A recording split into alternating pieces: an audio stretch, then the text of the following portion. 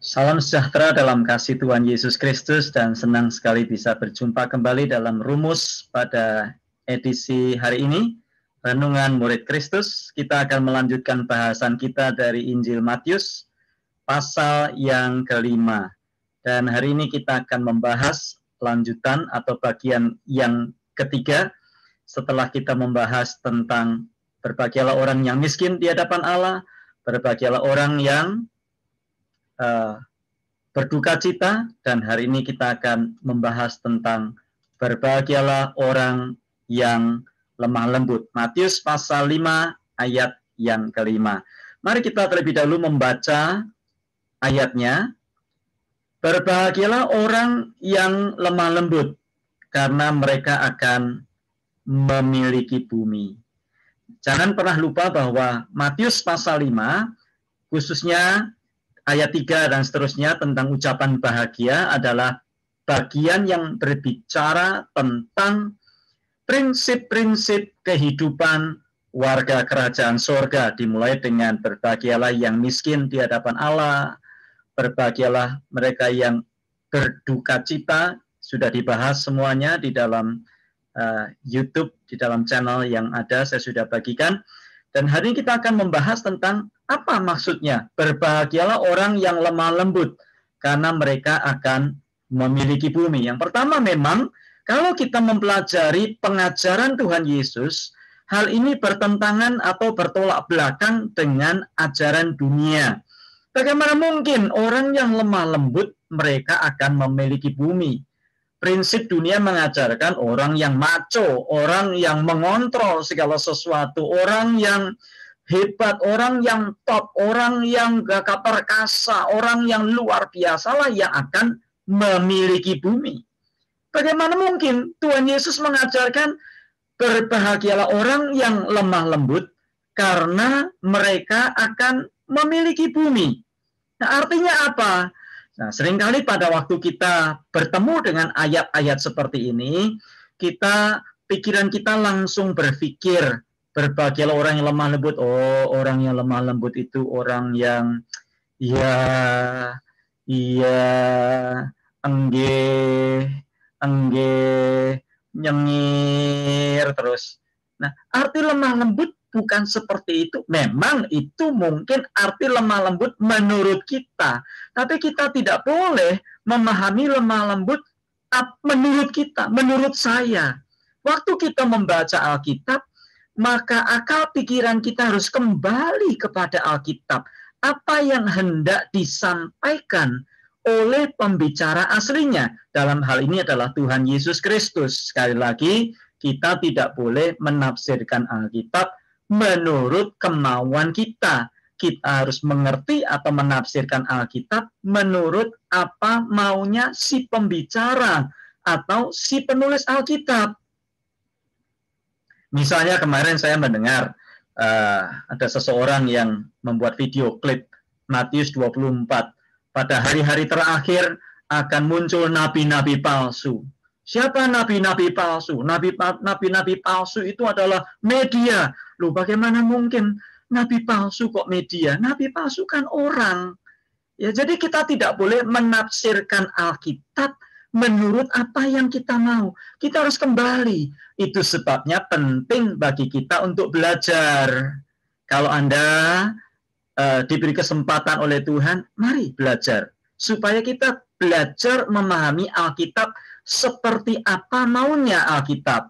Seperti ayat ini, berbahagialah orang yang lemah lembut, karena mereka akan memiliki bumi. Bukan berbicara tentang salah satu suku di antara kita yang dikenal lemah lembut. Bukan bicara tentang salah satu bangsa yang dikenal lemah lembut. Bukan. Tapi berbahagialah orang yang lemah lembut, kita harus mengetahui bagaimana menurut Yesus. Karena Yesuslah yang berkata-kata seperti itu. Nah, langkah pertama, mari kita belajar tentang apa arti lemah lembut menurut apa yang dikatakan Yesus di situ. Nah, kata yang pertama, jangan memakai kamus bahasa Indonesia untuk lemah lembut. Kadang saya mendengar beberapa hamba Tuhan menjelaskan waktu mendapatkan kata lemah lembut lalu mencari artinya dalam Kamus Besar Bahasa Indonesia. Tidak salah, tetapi kurang tepat. Karena lemah lembut yang di sini bukan lemah lembut menurut kita orang Indonesia, tapi lemah lembut menurut ayat itu. Lemah lembut menurut Tuhan Yesus. Nah, kalau kita menggunakan Kamus Bahasa Indonesia, kita akan tiba pada kesimpulan yang salah. Ya, kalau begitu, apa sih arti lemah lembut itu apa?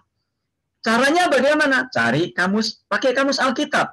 Kamus Alkitab online. Nah, saya sudah tuliskan di sini supaya Bapak Ibu bisa melihatnya nanti. Ini salah satu kamus favorit saya yang seringkali saya pakai karena di situ ada kamusnya, di situ ada penggunaan kata-katanya. Misalnya, berbahagialah orang yang lemah lembut, karena merekalah yang akan memiliki bumi. Nah, kata lemah lembut itu dipakai di mana saja. Kalau kita memakai kamus bahasa Indonesia, kita tidak akan tahu. Tapi pada waktu kita menggunakan kamus Alkitab, kita akan tahu, oh, kata lemah lembut itu selain di Matius 5 ayat 5, juga dipakai di Matius berapa? Misalnya Matius 11 ayat 29, nanti kita akan bahas. Lalu dipakai juga di dalam Galatia pasal 5 ayat yang ke-23 tentang buah roh dan sebagainya. Kita bisa tahu, dari situlah kita bisa menarik artinya itu apa. Jadi jangan berandai-andai, lalu jangan juga mengotak-atik gatuk cocokologi atau cocokmologi lemah lembut itu. Wah, lemah lembut itu seperti itu loh. Seperti asisten saya. Lemah lembut itu seperti ibu itu loh. Lemah lembut itu seperti bukan. Mari kembali kepada apa yang dimaksud oleh Alkitab dengan lemah lembut dan jangan melayang kemana-mana kepada gambaran atau gagasan kita sendiri. Nah, menurut Kamus Alkitab, arti lemah lembut adalah sikap rohani. Nah, kata lemah lembut itu diambil dari kata praus.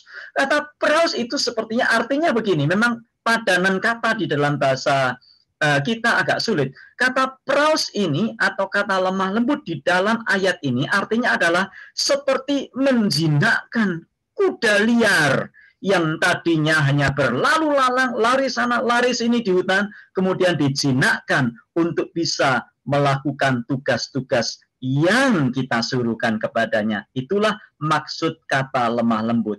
Nah, dari situ kita bisa belajar arti lemah lembut adalah sikap rohani di mana kita, Anda dan saya, menerima perlakuan Tuhan Allah kepada kita sebagai hal yang baik dan kita tidak membantah atau menolak. Jadi sekali lagi, lemah lembut lebih kepada sikap hati kita yang belajar menerima apapun yang Tuhan beri tanpa kita itu menolak atau membantah. Karena kita percaya apa saja yang Tuhan izinkan, apa saja yang Tuhan berikan, itu baik adanya. Roma 8 ayat 28. Kita tahu sekarang bahwa Allah turut bekerja dalam segala sesuatu, baik ataupun buruk menurut kita, untuk mendatangkan kebaikan bagi kita, yaitu orang-orang yang mengasihi Dia.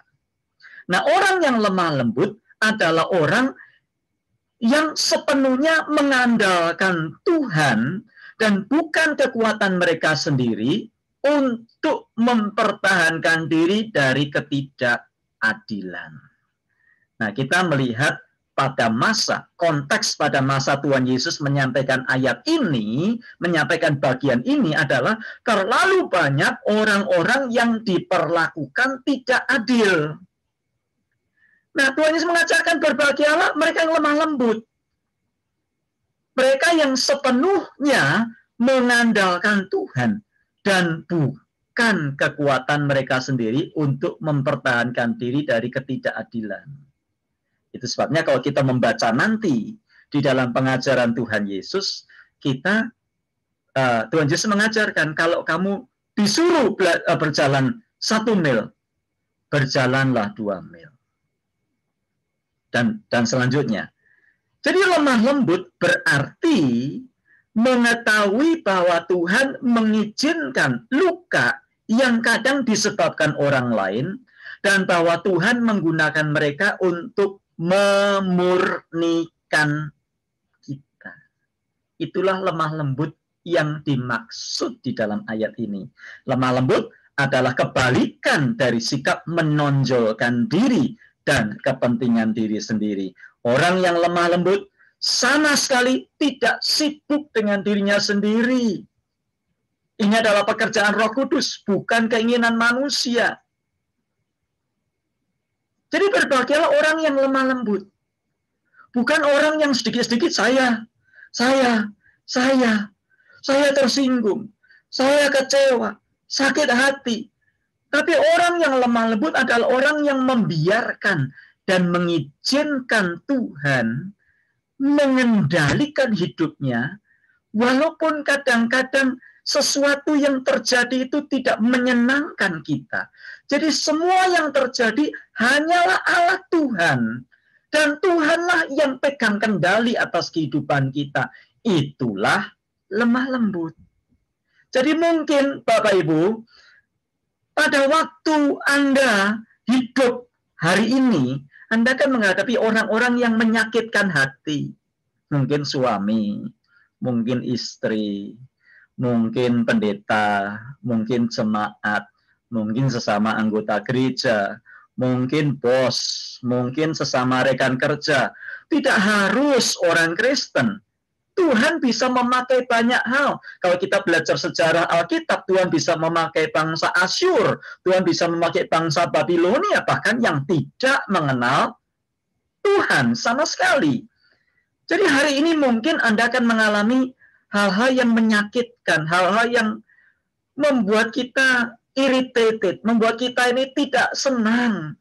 Tapi percaya bahwa itu adalah instrumen Allah Tuhan. Tuhan yang pegang kendali, seperti kita sedang menjinakkan kuda liar tadi. Nah, berbahagialah orang yang lemah lembut, karena mereka akan memiliki bumi. Kok bisa ya? Berbahagialah orang yang lemah lembut, karena mereka akan memiliki bumi. Kalau begitu, apakah karena lemah lembut, maka kita akan mendapatkan keselamatan? Tidak. Kita tidak mendapat keselamatan karena kita lemah lembut, bukan.